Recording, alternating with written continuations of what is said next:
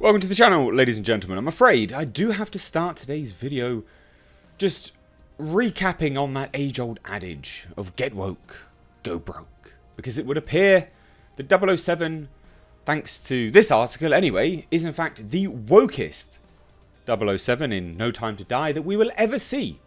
And some of these things, just to throw my 2 cents out there from the start, actually some of these things are not too bad. The electric car, fine, cool, no worries, because the combustion engine is for enthusiasts. Everyday people go for the electric car. Electric cars allow the enthusiasts to have their combustion cars. So I get it. I don't care about that too much. But he also has a wife who refuses to take his second name? Oh dear. But apparently, oh thank you, renowned feminist writer Phoebe Waller-Bridge, you have kept one innuendo. Good times. Fuck me. This is terrible. This is terrible. This film is shaping up to be... It's just a joke. And I think the most hilarious part of all of this is the fact that many people have tried to flip the genre of many different genres over the years, and they've been met with huge backlash. Not only are we flipping the genre, the narrative of James Bond here, but we're also going so far as to push the current political agenda into James Bond as well. It's not going to age well. It will look really, really bad. And I repeat, like I've done on all of these other videos, who is this for? Because you've got to remember, James Bond is not a franchise which is, universally loved these days. It doesn't have a massive, massive fan base. Who's this appealing to? Is it appealing to the fan base? Maybe. Is it appealing to normal, average people? Well, they don't go to watch James Bond anyway. So who is this for? Because it's certainly not for the fans, is it? So let's get into it, right? The Daily Mail have aptly titled this article, "The Wokest Bond Ever." And there's a few things in this that will also pertain to a video that I made yesterday that's releasing tomorrow. So there'll be a little bit of a crossover, but it's also not really the topic of the video. So do watch it when it releases tomorrow. Now, James Bond will drive an electric Aston Martin Rapide E in the upcoming film. Again, I quite like that. I don't mind it. As someone who's a car enthusiast, I'm aware that the combustion engine is well on its way out, and to allow companies to still make the combustion engine and for them not to be outlawed, which will probably eventually happen outside of classics, you have to have the electric car. So I get it. It's a necessary evil.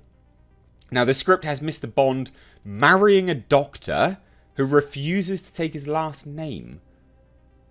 Who... Is this the film Cuck or something? What the hell? Fans might be surprised that an innuendo has survived the woke Bond makeover. Oh, just one lone innuendo. Thank you, Barbara Broccoli. That's the people who own the rights to Bond. Thank you so much for giving us an innuendo. In, generally speaking, an innuendo-laden property. But I'll thank you. We'll just get that breadcrumb. Thank you so much. It has been billed as the most politically correct James Bond movie yet. What a selling point. Can you imagine that? Tagline or the trailer. From the people that brought you Casino Royale. The most politically correct Bond ever in No Time to Die. Get woke or get dead. I'm like, seriously, what is this? But No Time to Die has not entirely done away with the Benny Hill style innuendo. The Mail on Sunday can reveal. Check this out for an innuendo. In one scene, Daniel Craig's suave secret agent is struggling to get a seaplane airborne as his passenger cries, "Get it up! Get it up!" prompting the wry reply, "I've never had a problem with that before." Fine. Oh good, you've given us one silly toilet humour innuendo. Fans who have come to love such double entendres might be surprised that they have survived the franchise's woke makeover that has banned outdated sexism and introduced strong female characters such as Lashana Lynch as another top British secret agent. We had strong female characters in the last few Bond films. We also had the first Black Moneypenny, but no one seems to talk about that anymore. See what I mean? How it goes is literally going with the fashion. We're not talking about, you know, Black Moneypenny, are we? Oh, no, because that's out of fashion now. Now it says, however, plans for her to become the first black female 007, taking over the code name from Craig's Bond after he retires, could be scrapped after a social media backlash. Sources say she is now likely to get another agent number, 001. Good.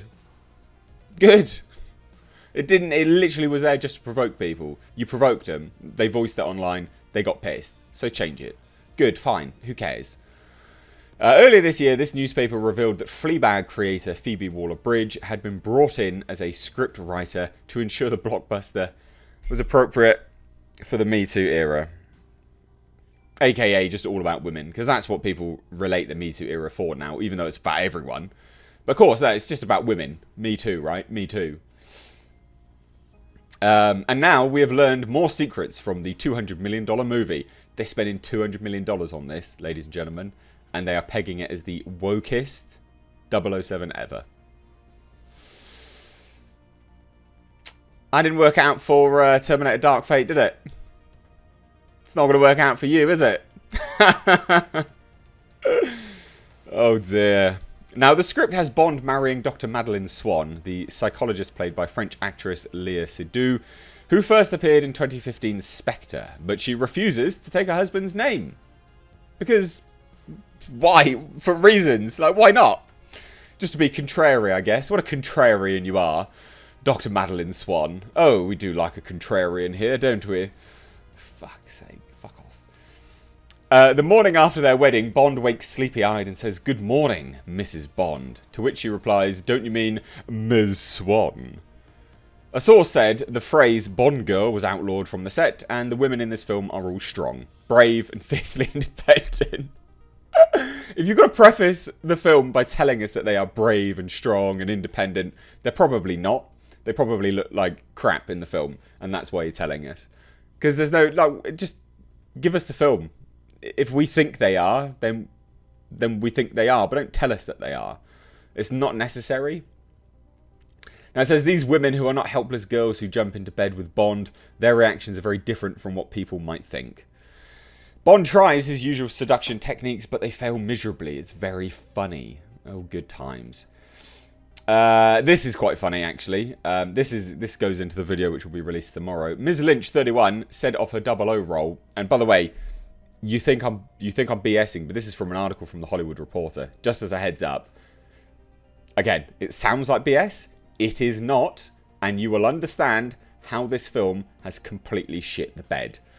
Ms. Lynch, 31, said of her 00 role, "Everyone was really responsive to having her be what I wanted. You're given a fresh perspective on a brand new black woman in the Bond world. She was determined her character would be a real woman who has issues with her weight and maybe questions what's going on with her boyfriend." That's not the main thing. Oh no, ladies and gents. I mean, that's pretty bad anyway, right? I don't watch a Bond film to give a shit about, you know, what someone cares about their weight or... of what their boyfriend's up to when they're shooting people with a license to kill. I don't care. This is the real doozy. Again, this is a Bond film, remember? This is a James Bond film. She even discussed something in which has never made it into a Bond film before. We had one conversation about her maybe being on her period in one scene and throwing her tampon into the bin. I'm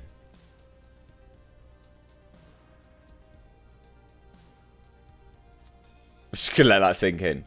They had a conversation, okay, about her being on her period and in frame, in shot, throwing her bloody tampon into a bin.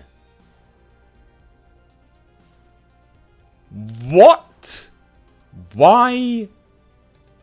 Jesus Christ. Now, I do like this part here. Crew members were given reusable water bottles, which they filled from taps. Good. Estimated at 230,000 single-use plastic water bottles. That's saved. Good. Just because you're on a movie set doesn't mean you can't go to a fucking tap. Good. That's good. I'm happy about that. Unbelievable. A movie insider said the original plan was for a popcorn dropping moment when M played the Ralph Fiennes character, says come in 007 and this beautiful strong black woman walks through the door, but apparently that's thought to have been changed now. But there's also Craig's Bond is brought out of retirement to work alongside the female special agent to save the world from a villain who has developed a deadly algae which threatens to kill the world's oceans. A nod to current climate concerns. You mean climate cultists at the moment. In that vein, producers were determined to make the most environmentally friendly film ever. That's fine. Again, like, definitely we should recycle. We shouldn't just throw stuff away.